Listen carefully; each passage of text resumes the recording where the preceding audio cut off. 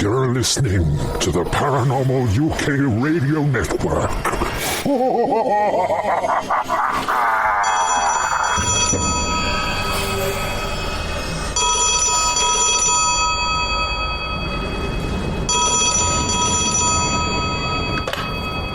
Hello? Is that the famous astronomer, Sir Patrick Moore? It is, very much so. Any news on the space front? Quite so.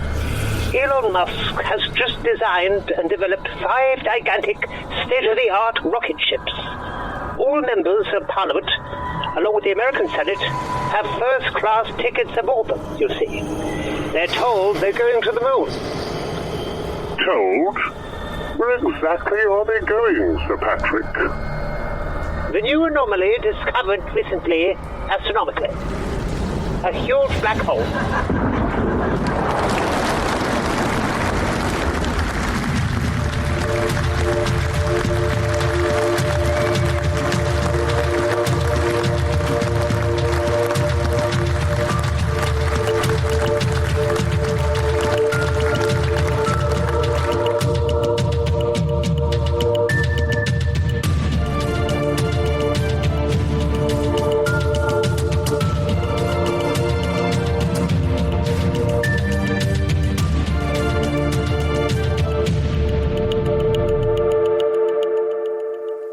Welcome to Twin Souls. Your host, Philip Kinsella. Twin Souls is brought to you in association with the Paranormal UK Radio Network. Now, we've got some amazing guests on today, and they're going to be talking about their new book, which is called Introducing UFOs, A Young Person's Guide, and it's published by the esteemed investigator, author, and researcher, world-famous Philip Mantle. And it's really interesting, this new book that both Ronald and Philip have co-authored, because this is unlike any book that I have seen for many, many years, and one which I must state is one that I would have liked to have purchased when I was in my young adolescent years. So without further ado, I'll introduce Philip Mantle and UFO Royalty. And hello there, Philip. How are you? Good afternoon, Philip. Yeah, I'm fine, thank you. A bit of a cold, but apart from that, I'm fine. Yeah, so we've got you on the show because, as many people are aware, you are one of the world's leading UFO investigators. You've won many awards for your work, rightfully so. And you've also published quite a number of books through your Flying Disc Press publishing company. And this book, which has just come out, is really amazing, Introducing UFOs, Young Person's Guide. I just want to ask, Philip, where you got the idea from this from? What prompted you to actually put this book together? Yeah, I mean, it's been on the drawing board for quite some time, Philip. And it was only with the first lockdown, the first COVID lockdown, that I thought, well, I'm going to get this finished one way or another. The original idea came about because we've often talked with colleagues in my age group. I'm 62. About who are the next generation of UFO researchers coming up behind us, and I've helped one or two where I can, and as I've said before, I remember going back to my early 20s, sat at a UFO meeting somewhere, people pointing to us and saying, we were the next generation of UFO researchers. And at that time, we were, of course. So I tried to go back in time to when I was a teenager, because this is the sort of marketplace we're hoping to target with this publication. And if you think about it, in your teenage years, it's when you first start to make decisions, in inverted commas, for yourself. You get your own interests in a whole host of things. I remember thinking, I used to play my mum and dad's music, and then as I grew up, that went in the drawer, and I bought my own records, and then I got interested in the paranormal and so on. So you, in your adolescent years, is when you start to formulate your thoughts to be an adult. And I thought back to when I was a teenager, and there was nothing that I could lay my hands on, because that's when I became interested. And I left school in 1974, at age 16. And of course, in 1978, the Spielberg film Close Encounters came out. And I would have loved at that point in my life to have a book where it gave me some pointers. It told me a bit about the subject, some of the cases, just to sort of grab my attention. Because there were very few books that you could access back in the 1970s, Philip. Even in your local library or the school. I think my school library had one book, and it wasn't a great school anyway, so it didn't surprise me in any respect. And there was no mail order service, of course. There was no internet. And in 1979, I'd just been working in West Germany, and I came back, and my aunt showed me the local evening newspaper. I lived just outside of Leeds at that point, and it was the Yorkshire Evening Post, published in Leeds, still going, and it had a small ad for the first meeting of the Yorkshire UFO Society that Sunday. So off I went on the bus that Sunday into Leeds, and in those days everything used to shut on a Sunday like a ghost town. But I found it, and it was set up, of course, by Graham Birdsall and his brother Mark. Sadly, Graham's no longer with us. But what I liked about being there, not only was I among like-minded people, but they had some books that I could actually buy. And so that was great. And then there was a lot of sort of local UFO groups that produced their own little magazines or newsletters. So I tried to put myself back in my early days and think, what could assist if you were, on that first rung of the ladder, trying to get interested in the subject of UFOs. And introducing UFOs, a young person's guide is what I came up with. And, it's there and ready for anyone that wants it.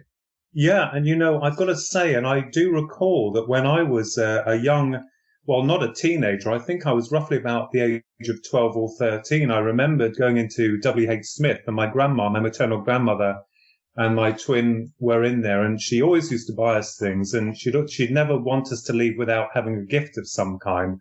And there was this book, and I think it was only one.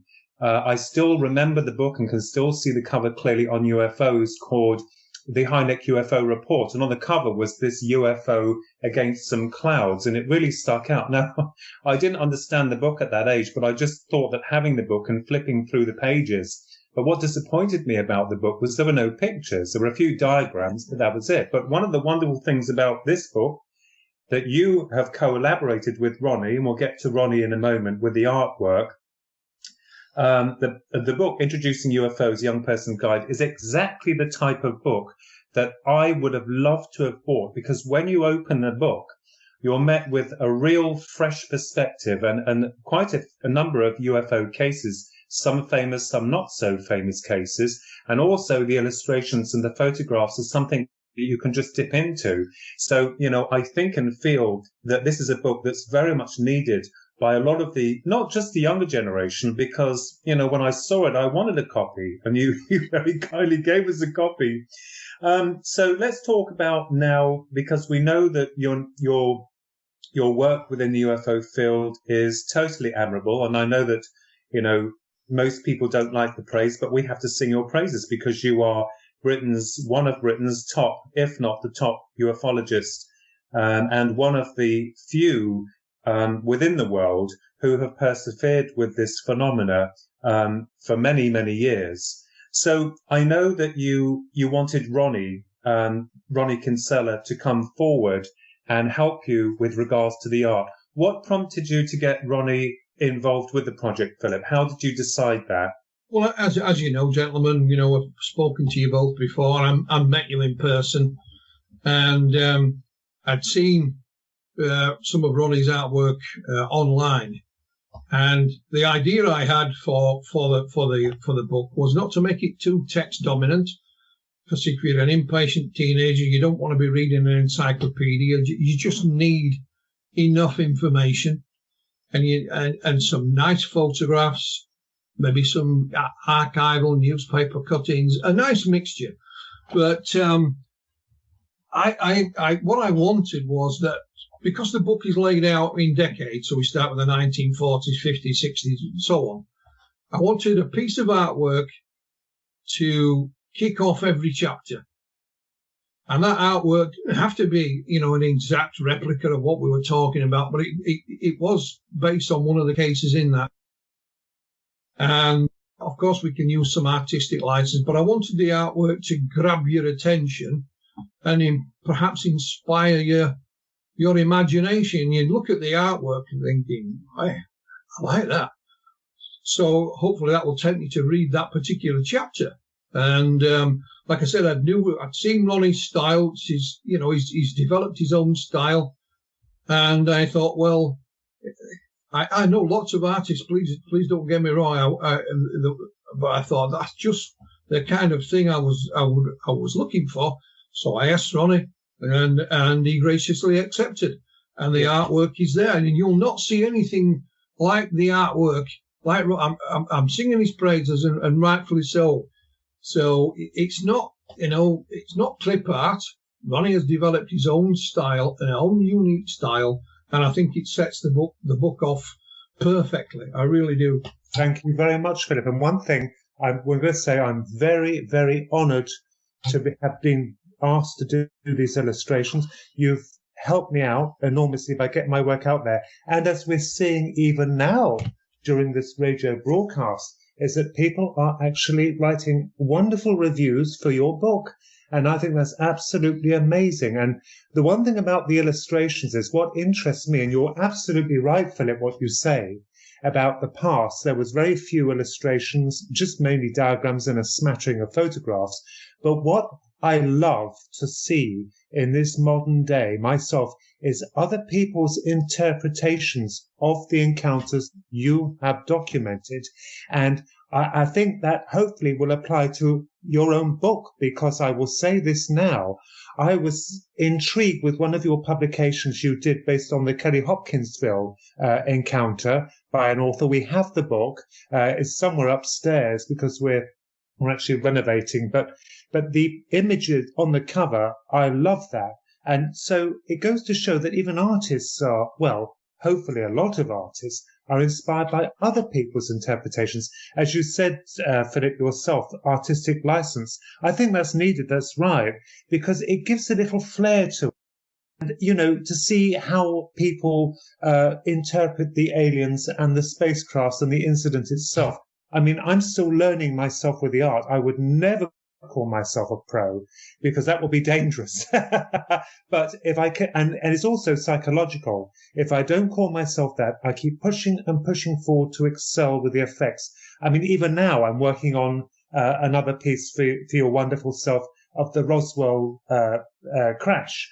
And I'm paying particular attention to the detail of the landscape and the saucer itself, as well as the aliens. So I'm very humbled to have been published in your wonderful book, Philip. Well, it's really my pleasure, Ronnie. I mean, I think back to when I was a young lad, and what I would do, I'd pick a book up, and first of all, they say don't judge the book by the cover, but I'm not saying judge the book, but in many instances, it's the cover that catches your attention. And then I always used to open the book and flick straight through it, looking for the photographs and pictures. So in this book, right in the centre of it as well, we have a selection, if you like, of UFO photographs, old and new, from around the world. There's some well-known ones, some others that are not so well-known. But we do say in the introduction to that piece, the first one is a fake, comes from the Project Blue Book files. So make up your own mind. I mean, I just asked colleagues, have you got any UFO photos? I was amazed at what turned up. But I think the artwork can inspire you. And, I think I told you, well, my favourite one out of the artwork that you've done is the 1952 Washington sighting. I love that. But it's not meant to be a spot-on exact copy of what happened that night. But I just love that piece of artwork. I think it's amazing. And when you combine this all together, I think we've got a nice publication. I had a comment from a gentleman today who said, pretty much like you, Philip, I wish I'd had this when I was a teenager. He says, because I bought John Keel and Jacques Vallée, Yes. and tried to read it, but couldn't understand a word of it as a teenager over my head. Do you know, I'll tell you what my brother and I used to do. We used to go to the library every Saturday morning, and because obviously this was in the day when you didn't have like internet, and I would go there with Ronald, and I would do a project, and two of those projects, one of them was on about the Roswell crash, and the other one was about the Loch Ness Monster. So even the books in the library, they didn't have much in the way of paranormal phenomena or ufology, They had some. They had some, but not all of them. But what I remembered was that when I did go into my late teenage years, was that I happened upon a copy of your book that you co-authored with another writer called Without Consent. And I remembered reading that book because that scared the willies out of me, I've got to say. Because it was like, oh my God. And of course, I know that you've written many, many books. The other one that's quite interesting is the Russians' USO Secrets, Unidentified Submersible Objects in Russia and International Waters, which is another book. And I think the diverse range of these subject matters across the world within your new book, Introducing UFOs, Young Person's Guide, it would be something, as I said again, without repeating myself, but it's something that I find really dear to my heart, and something, you know, like when a kid used to get a comic or a magazine that you really loved, and you can just look through the illustrations, you can read the text. This is the kind of book that warms you because it's so diverse within its range of the UFO subjects. But what I want to ask you as well is that there's quite a number of cases in there. Some are well known, and I know that the book has got quite a large content of UFO pictures for the readers to make up their minds of whether or not they believe that certain ones are real and which are not. And I think that's really very clever. Because you're not indoctrinating the individual to make up an opinion that you've already made for them. They have to make up their own opinion. But what is the most favorite case that you have written in this new book of yours that you co-authored with Ronnie Phillip? What is the most favorite case in there of yours? Well, there's you know, for me, there's some intriguing cases in it. And one that we've spoken about recently that has fallen off the radar, and it happened in 1988 in Australia. It's on the Nullarbor Plains, a place called Mundrubilla, and it involved the whole family, the Knowles family. I had a friend who was used to live in Australia and was there at the time. So you had Mrs. Knowles and I believe her three boys in the car.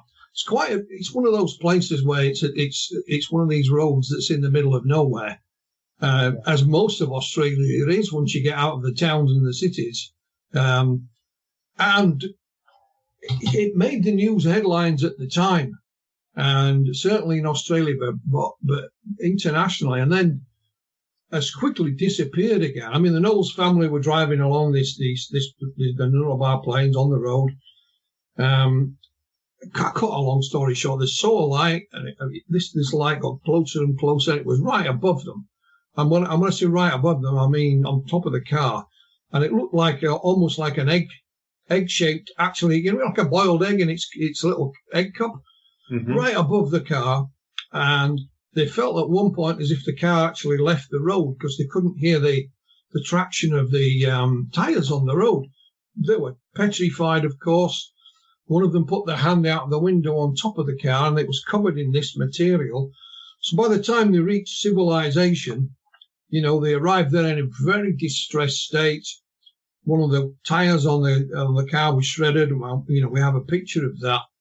And like I said, it received a lot of media attention, but they were pretty much ridiculed. And it was a shame because the car had still had this powdery substance all over it. There was a secondary witness, I believe. There was a truck driver in the distance, saw the light as well. And they did a bit of TV, and they made the newspaper headlines, and then they disappeared.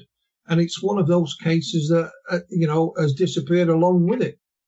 And I would hope, because the children weren't little children, but they should still be around, all being well. I would love to speak to them now and look back in retrospect and say, what did you think to it, and what do you think to how you were treated? I had a colleague come and stay with me from Australia. It's called Paul Norman, although he was an American, but he lived in Australia. And I remember talking to Paul about this a few years after it happened. And he said, yeah, they've just gone to ground. We interviewed them, but, they were made a joke of, basically, by the media, not by UFO research, by the media. And he says, I don't really blame them, so they disappear. That's one of my favorites, simply because it's disappeared. Yeah. And I've got other favorites. I mean, I love Project Hestalen in Norway, simply because I've been there. And I was there in the winter back in the 1980s. I think it was about minus 14 degrees when we were there. Oh. Yeah. Didn't see anything, but certainly went there. And what this book does as well, I think, it reminds us of certain things, because over the last year or so, we've had a lot of talk about the Department of Defense and their release of 3 videos, the Tic Tac videos, as they're called. And they made a lot out of it, and rightfully so, but we have to forget that that wasn't the first. Because here we have, in 1989 and 90, the Belgian wave of sightings. Oh, yeah. A lot of which were identified by the gendarmerie. And the Belgians took it seriously and had 2 jets on standby, which went up to intercept it. And although they never got a visual target, they actually got it on the onboard radar of their fighter aircraft. And they didn't sit on it quietly for years. They actually, had a press conference and said, here you go, here it is. And so that's a reminder that, yes, the Tic Tac videos are a great interest, but it's certainly not the first. So, and I remember, having a colleague here from Belgium at one of our conferences talking about it shortly afterwards. So I've got 2 or 3, but the one in Mondrabilla in Australia has always intrigued me. Yes, and this is the thing. I mean, both Ronnie and I were saying that you've got this real. Well, you were top of Bufora, and you're still linked to that. But you seem to really like these cases, and we were saying that with regards to the Pascagoula case. We had never heard of that before until this started coming out, when you started bringing the pieces out. And I know we've discussed that before, but it may be that, your leads in investigations will perhaps bring out the other cases that have been buried and which mainstream media have ridiculed. So I think that's very important. Ronnie, you want to say something? Yes, I was just saying I was amused, Philip, when you did state on one of the radio shows, you said, imagine what all the other filing cabinets have in them. Cases that have never been disclosed. Yeah, and Ronnie and I also agreed that if there was any form of trespassing into Area 51 and Mr. Philip Mantle was with us, he wouldn't be seeing the craft. Mr. Mantle will be in the filing cabinets grabbing his Well, I'll give you an example. Okay, a couple of examples. A few years back, I was contacted by a film production company in the States. And their business was they made these sort of real life movies for television. So they'll take a real life story and dramatize it. And one of their clients had been a private detective, a lady, quite prominent apparently, and she'd passed away. And her son went through her belongings once she'd passed away, and some of which were her files. Because we're going back now to when she passed away, to the late 90s. Mm. And he picked out one file, and all it said on it was Roswell. That's all it said. In that file was a video cassette, VHS, and some paperwork. So he put he watched the video, and it's actually an interview, not a formal interview. It's a very informal interview with a gentleman, and he was talking about being a witness to the UFO crash at Roswell. Oh, blimey. And yeah, he'd been in the military during the war, and after the war he went into the police department. Now he wasn't in Roswell; he was at a place called Big Springs in Texas, and he was the deputy sheriff. And he said in 1947 we were looking for a chap who had been cashing dud checks, fake checks, and he'd actually been caught and put in jail in Roswell. So he said, we made arrangements, and me and the sheriff set off to drive to Roswell and pick this chap up. He says, on the way, we heard on the police radio about something going on. So we managed to find the location, and he claims that they were there for about 20 minutes. They saw the UFO, saw the bodies, and eventually they were politely, but asked to leave, which they did. So they carried on their journey, picked up the prisoner, and that was it. They returned home. Now, nobody had ever heard of this chap. And so what we did, my colleague, Dr. Irina Scott, in Ohio, in the US, we did some digging, and we found more information about this gentleman, and we got some photographs as well. And we published it. And the main Roswell researchers were saying, well, we've never heard of him. So they kind of dismissed it. But at first, we were contacted by a nephew of this chap. He was deceased now. And he said, did you know he had a son? No. He gave us the son's details. And Irina interviewed him on the telephone.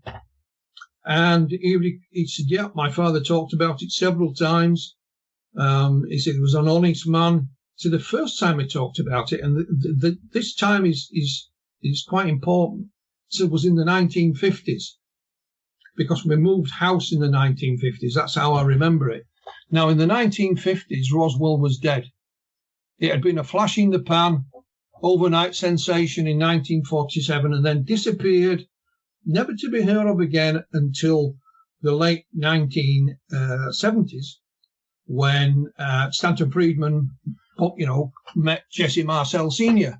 So there is no way in the 1950s that his father could have been reading about this, seeing it on television or anything like that.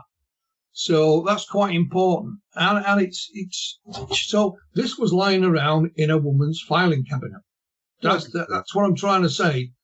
And sadly, there was a list of contacts on this piece of paper inside it. They'd all gone because we're talking, a good few years afterwards that this was filmed. Yes. But it shows you what's lying around. Yes, that's right. And it's incredible. And, I think, with regards to this new book, because you're the author of many books, Philip, and I know that they've been translated into over 6 languages abroad. And with your very esteemed Flying Disc Press, you're the publisher of this company. I think it's really important and wonderful that you've created, this kind of publishing company. But you can't find the books in the shops. When you go in and there may be 1 or 2, and when you read through them, most publishers, what happens is that by the time they literally edit and file down the book to almost nothing, it's sometimes quite different from what you wanted. And I know that from experience for myself with a few publishers in the past that wanted to omit certain things that I wanted to say about the UFO subject. But with your books, the authors and your books that you published, you're heralded because you've given many researchers and experiences the opportunity in voicing their opinion. And I know you've got some really amazing books coming out. Some of them, my eyes go wide and they're goggling around in my glasses when I'm looking at the list of the future publications. But Introducing UFOs, Young Person's Guide, I think you've really hit the mark with this, because it's like a lot of people may feel differently about this, but you're absolutely right, because when I was a young lad, say about 12 or 13, I had my own mind, and I had the idea of what I wanted to read and what I was interested in. And I think it's really awful if someone comes along and says, no, you shouldn't be looking into that, because that's not the way things should be. I think people should have the freedom to express and to understand and learn what they want to learn. So I think it's really wonderful. And the cover itself, I know Ronnie's done the cover, and also the illustrations. Well, the cover, yeah, but Philip had the idea for the cover. Yes. And I think that's wonderful. And I will give Philip this. He was spot on. Because I think the trouble with being an artist, that we have limitations. Any artist will tell you that you can look at a piece of work for so long and then you're not sure. If you leave it and go back to it, you might decide or know what shape it's taking or if it's working.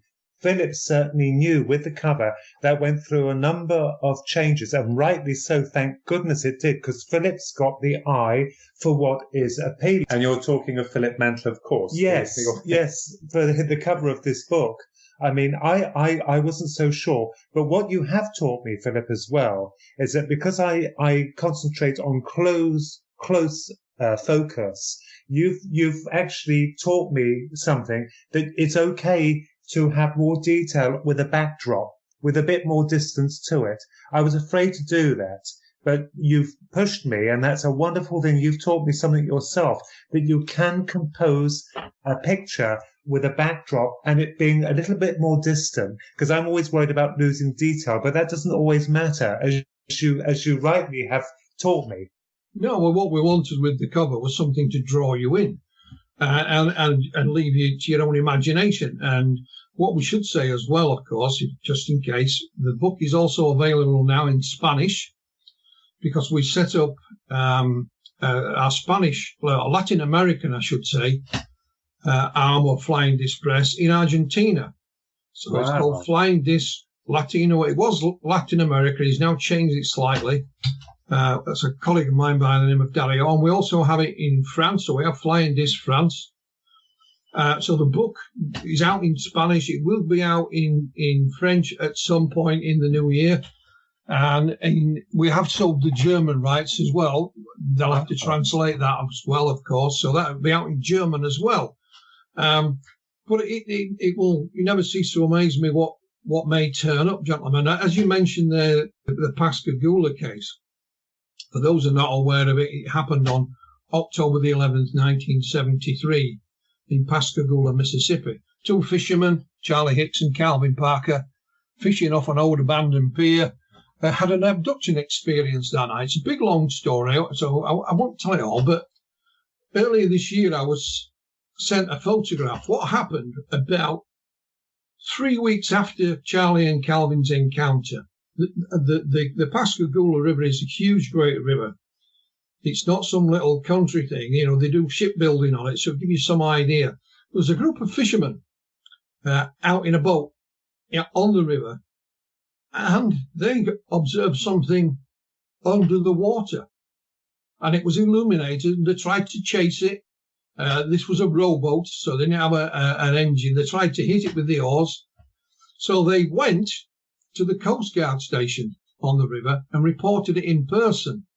And the Coast Guard sent a boat out. And lo and behold, the Coast Guard also observed it. And in Calvin's second book, I believe, we managed to find the original Coast Guard documents, and they're all there. However, I was sent a photograph earlier this year. It's a colour photograph, and it's a photograph of all the witnesses from that event. And on the back of the photograph is their names and their age. So we know the people that actually saw it. So as Lockdown 2 came along, I thought, well, some of these were fairly young at the time. You know, this was still 1973. I wonder if we can find any of them.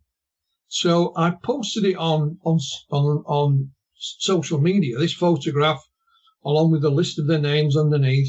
And within a matter of hours, we had one of those individuals. In fact, most of them were identified. And two people said, yes, I'm related to that person and that person, but they're all deceased. But I think there's one of them still alive. And one of the in-laws of the gentleman that is still alive popped up and said, "Here you go, here's his phone number. And he's agreed to speak to you." So I think there's about 7 or 8 witnesses. He's the only one from that incident that's still alive. He has now been interviewed by my colleague, Irina Scott, and I will have that testimony from her shortly.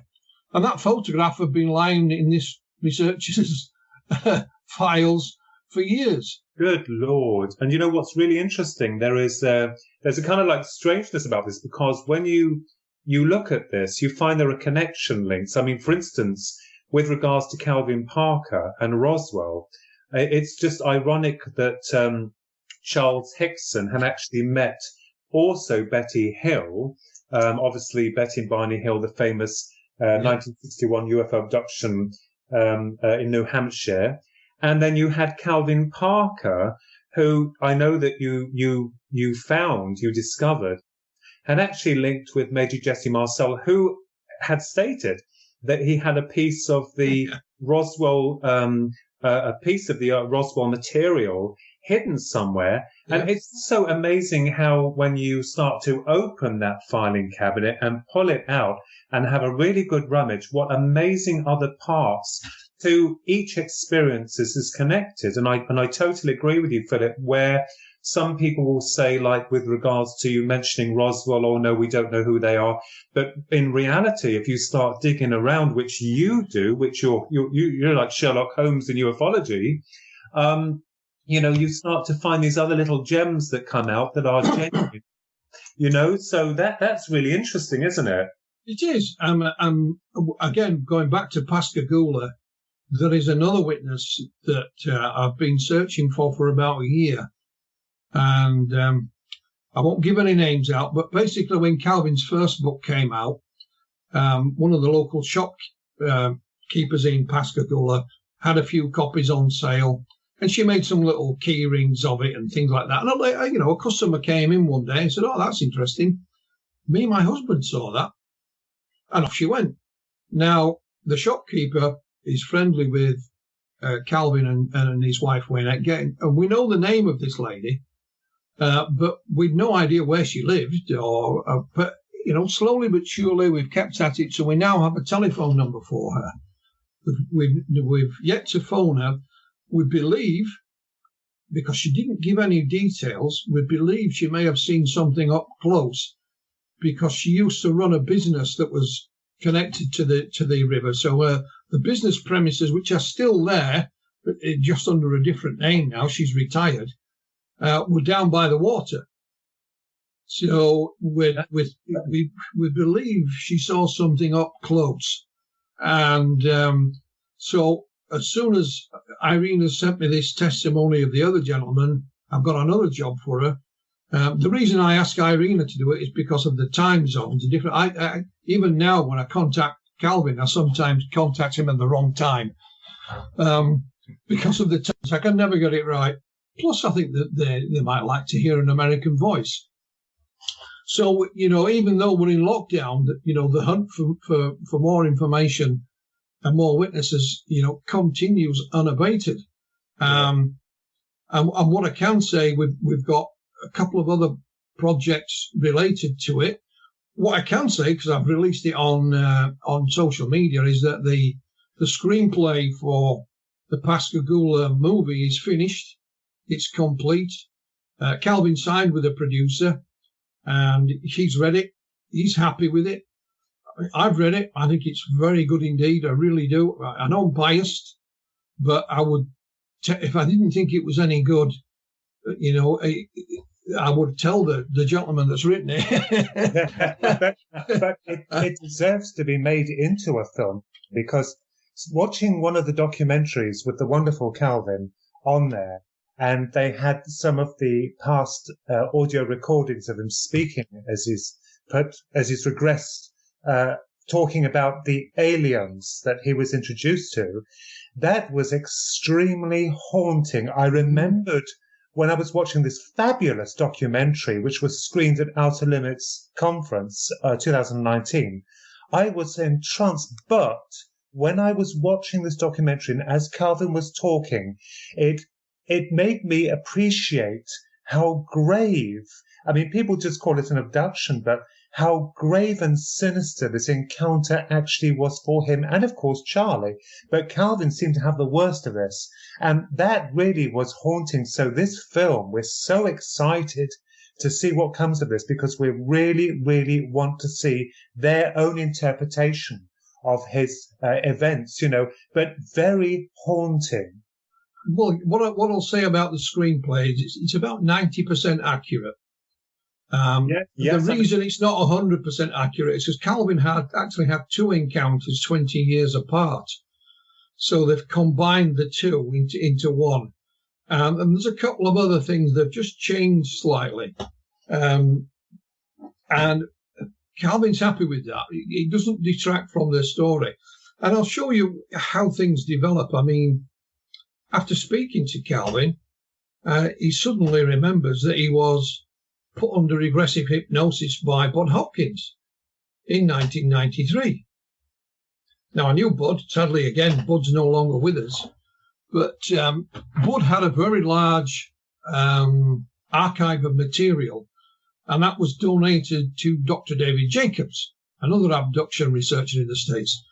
So I contacted David, with Calvin's permission, of course, and lo and behold, within 10 days, I had a copy of the abduction tape in my hands and nothing to play it on. So I had to buy a little tape recorder to play the old cassette.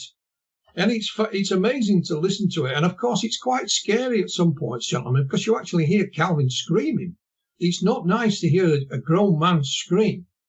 No. And lo and behold, we also found out that the late Charles Hickson had also visited Bud Hopkins, but not with Calvin, on his own, and that was in the 1980s. He did it twice.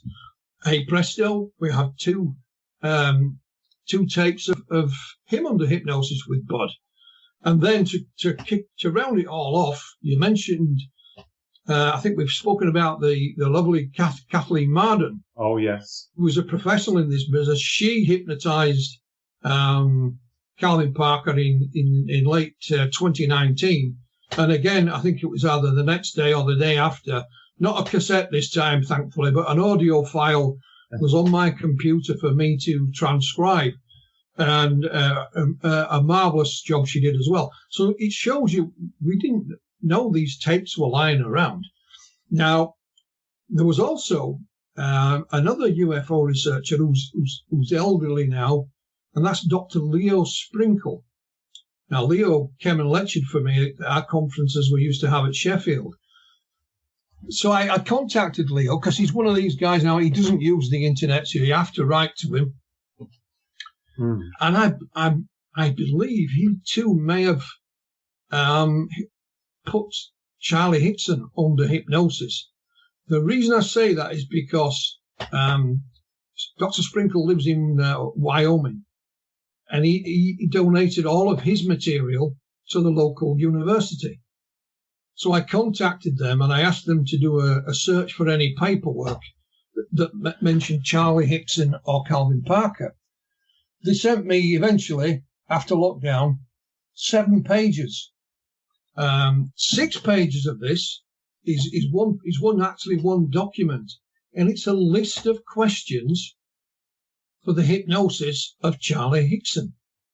So Leo in advance had prepared the questions he was going to ask under hypnosis.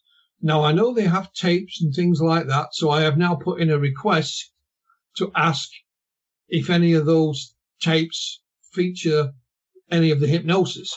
But we're in lockdown, and so they getting round to it could take a couple of months. But I'm quite prepared to wait. But again, it shows you what is lying around, and we don't know what we might find elsewhere. No, and it just gets larger and larger. It's like this.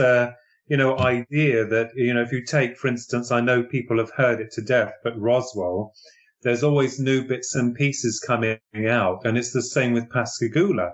No one, even myself included, would never have believed. And for all of those researchers and even people who are just vaguely interested in any form of UFO research are absolutely shocked at the level of information that's still being discovered, even to this day, and after all those many long years when the event actually happened. And it's just, you're absolutely right. What people have hidden away is like $1 million to any researcher, because it's the holy grail of the stuff they're looking for. But again, going back and reiterating, like the late Stanton Friedman, you who wouldn't give up with the Roswell case, you are the same with many other cases, but most certainly with Pascagoula, where, if anyone had mentioned this many years ago, they wouldn't have known what you were talking about.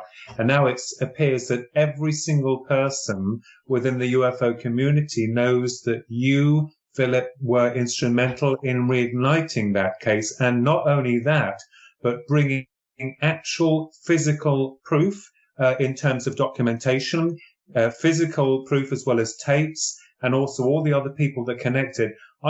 Both Ron and I think it's absolutely amazing that what starts out as something small ends up becoming quite complex. But what you've done, Philip, was you've been able to strategically contain the information and filtering it through in a coherent process. I think it's awesome. Yes. Well, yeah. I mean, I stick at it. What is interesting, gentlemen, and we were saying with Pascagoula for a while, Calvin lost any paperwork he had in Hurricane Katrina. His house is right down by the river, and his house was under 12 feet of water. So anything he had was gone. He doesn't even have any photographs of his family as a youngster, or his own children, because they were washed away. So when when he was writing the book, I sort of put a blanket request out for any documentation. And you have to remember Alan Hynek was there, so I thought maybe QFOS. So the Centre for UFO Studies sent me a PDF file all about Pascagoula, most of which was made up of newspaper cuttings. Nonetheless, those were interesting. However, right in the middle of this PDF is a one-page typewritten piece, and it's entitled "Puncture Wounds." And you can tell it's typewritten, the old typewriter, because they go over the date, they type over it, they got it wrong. And it's literally 2 days after Pascagoula. So it's the 13th of November, 1973. And it tells of that Charlie Hickson and Calvin Parker were given a physical examination, and puncture wounds and inverted commas were found about both of them. Now, Calvin will tell you that when these beings floated out of this craft, two got hold of Charlie, one got hold of Calvin. Calvin was literally petrified. And he said he felt some kind of prick in his arm, and it relaxed him. Took him on board, things happened. In reverse, the same thing happened. He was terrified when he was coming out of there. He felt another prick, and it calmed him down again. Next thing he remembers, he's outside, back on the pier, and Charlie's asking him if he's all right. It was all over. So Calvin himself remembers having these pricks, these pinpricks. Whether it's the same pinpricks as it's mentioned in this document as puncture wounds is open to speculation. But I said, well, who examined you? He said, well, this doctor. And so we have the information there, and it's fascinating. And nobody knew. Calvin had never seen this piece of paper before, and it's just fascinating. It's just fascinating. It just shows you what's lying around. We know, for example, the main UFO group at the time was called APRO, and Dr. James Harder was the doctor who examined Calvin. He was part of APRO, as was Leo Sprinkle, who we just mentioned. The APRO files, of which we're led to believe is about 15,000 files. Good God. Is with a lady, and she won't allow us access to them. And amongst those files there are tapes. We don't know whether that's videotapes. I would assume that audio tapes. And to begin with, this lady was, yeah, I'll help you.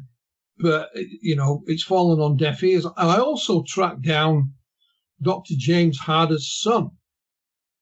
And Dr. Harder's son has his whole tape collection. But again, for whatever reason, he won't allow access. So we know there's other information out there. It's just a question of finding it.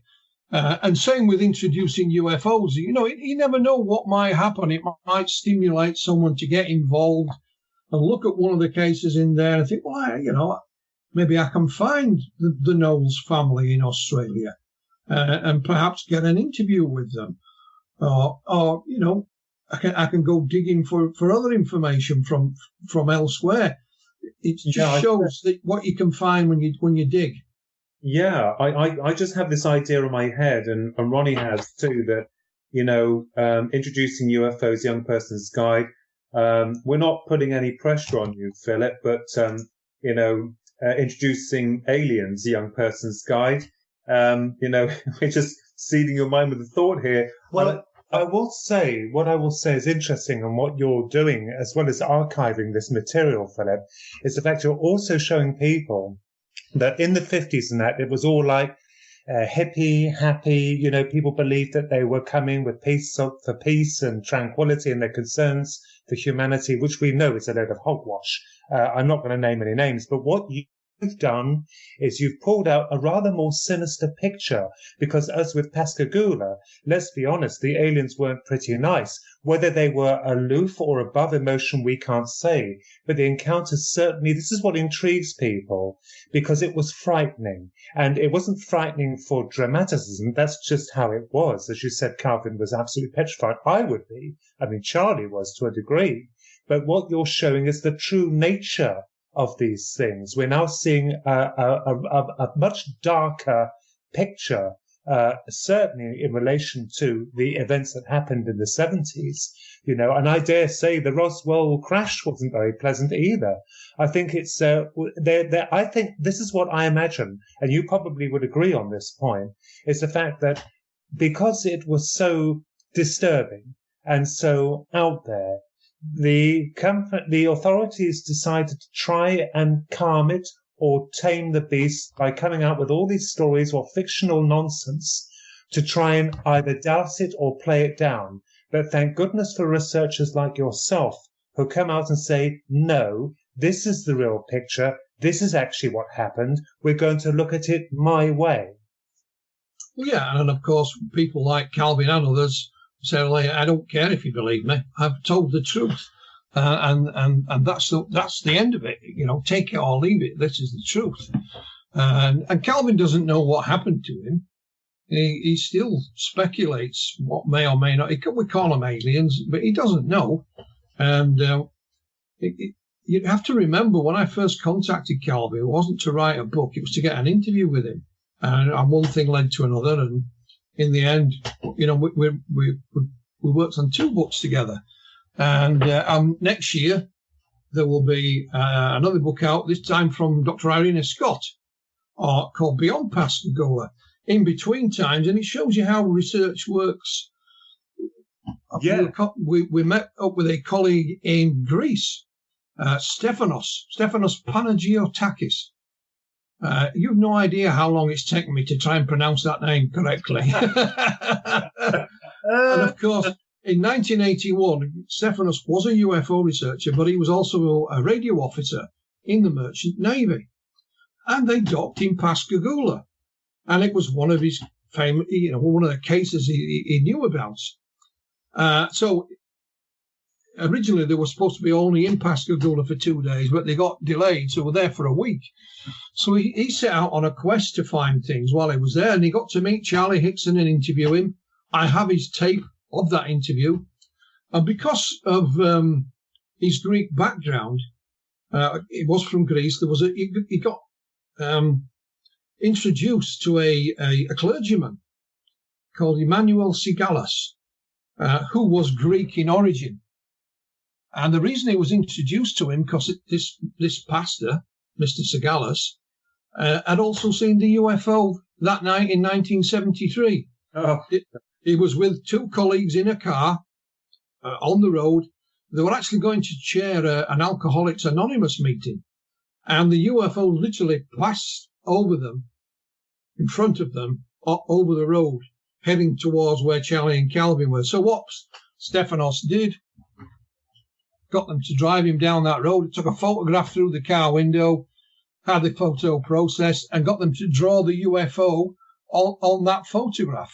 Ah, so, I published Stefanos's book, and he's republished it himself in Greek as well, with a bit of an update in it. And of course, he came and met us all at the Outer Limits magazine conference last year in Pontefract.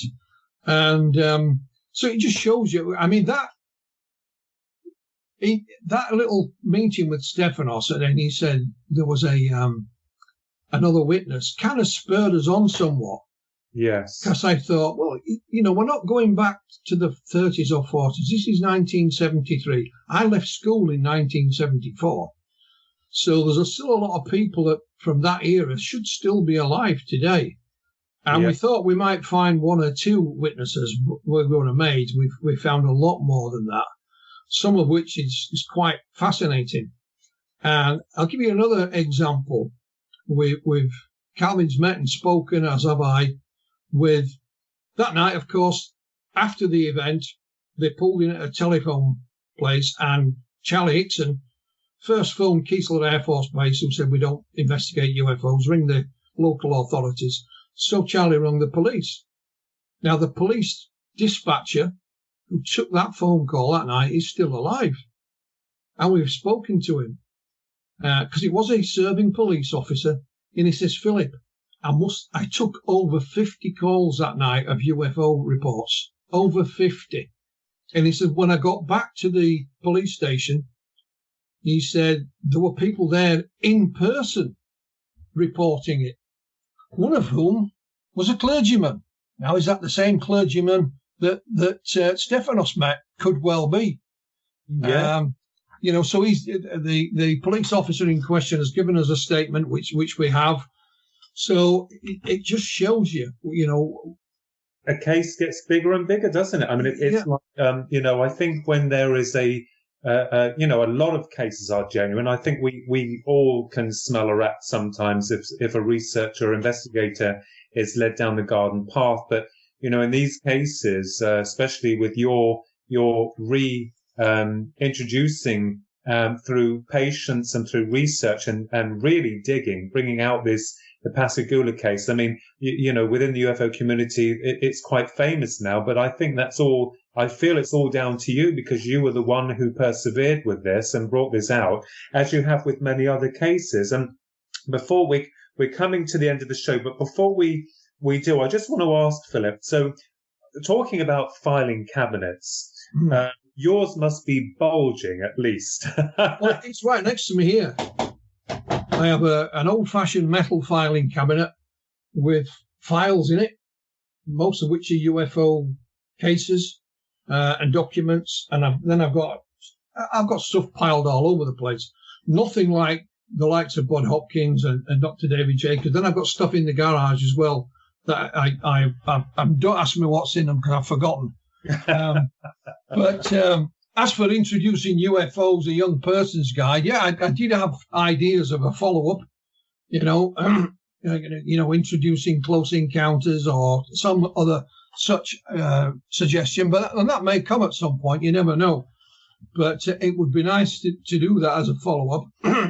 But we just carry on, and I'm hoping that the next generation do pick up on the book, because you can buy a physical book, or you can download it into your Kindle or your mobile phone, or your laptop, whatever it is you choose to use for this kind of thing, and read it at your leisure. And I'm just hoping it helps in some respect. Well, it's helped me. I mean, I saw the book and I loved it. I fell in love with it as soon as I saw it. I know it's you've said it's been translated into, and it'll be translated into several other languages. It has already. And just to let the listeners know that Philip Mantle and Ronald Kinsella, their book, Introducing UFOs, A Young Person's Guide, available through Philip Mantle's Flying Disc Press. It is a beautiful book. And Amazon, and buy it on Amazon as well. Yeah, on Amazon. Definitely on Amazon. It's paperback and Kindle, as Philip just said. But, it's a beautiful book. It's really amazingly set out with some beautiful cases, some amazing cases, beautiful photographs, beautiful text, and written wonderfully, and also with Ronnie's amazing artwork. You've really pulled this project so beautifully together. And everything you do, Philip, is something that is really beautiful. I mean, at the end of the day, there's a difference between art and with something being rushed, and everything that you do is art, because within the eyes of the beholder, those that come forward within any form of interest within the phenomena, the UFO phenomena, you've given them an easy guide so that it can kind of like break them into the subject matter. And I think that's very important for the new generation. I'm still going to say for the young and old, because I'm in my early 50s and I love the book. But certainly, definitely Introducing UFOs Young Person's Guide by Philip Mantle and Ronald Kinsella. Beautiful book. Go out and buy it. You will not be disappointed. And we are really hopeful for some sequels of that, a series of those books. So, I just have to thank you, Philip and Ronnie, for coming on board and telling us, about the book, and also about the most interesting cases that you are involved in and have still been actively digging up. So thank you very much, Philip, for coming on board. My pleasure, gentlemen, and I look forward to speaking to you again. Yes, and just to let everyone know, you've been listening to Twin Souls Radio. Your host is Philip Kinsella. Been talking to the world-renowned and award-winning investigator, author, and researcher Philip Mantle, and Ronnie Kinsella, the author and artist. And I wish them great luck with their future ventures, with the work that they're doing. And just to say, stay safe and keep watching the stars.